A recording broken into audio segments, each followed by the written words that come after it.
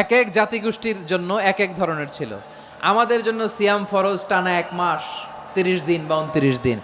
পূর্ববর্তী অনেক উম্মতের উপর 1 মাস ছিল না, 3টা ফরজ ছিল। কয়টা? প্রতি মাসের 13, 14, 15 ফরজ ছিল তাদের জন্য। কারো জন্য শুধু একটা, আশুরার রোজা। কোন কোন উম্মতের জন্য 10টা।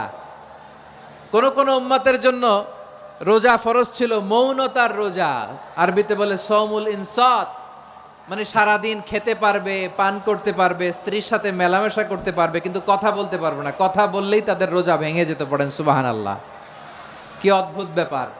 মৌন সম্মতির রোজা। যেমনটি সাইয়্যিদাতুনা মারিয়াম আলাইহাস সালাম বলেছেন, ইন্নী নাযারতু লির-রাহমানি সাওমা ফালান উকাল্লিমাল ইয়াওমা ইনসিয়া। তিনি বলেছেন, আজকে আমি রহমানের জন্য, মানে আল্লাহর জন্য রোজা মানত করেছি, আজকে আমি কারোর সাথে কথা বলতে পারবো না। তো রোজা রাখলে কথা বলতে পারবে না কেন? কারণ ওই শরীয়তে রোজার বিধান ছিল সকাল থেকে সন্ধ্যা খেতে পারবেন, পান করতে পারবেন, কিন্তু কথা বলতে পারবেন না। কথা বললেই রোজা ভেঙে যেত। সুবহানাল্লাহ বলেন।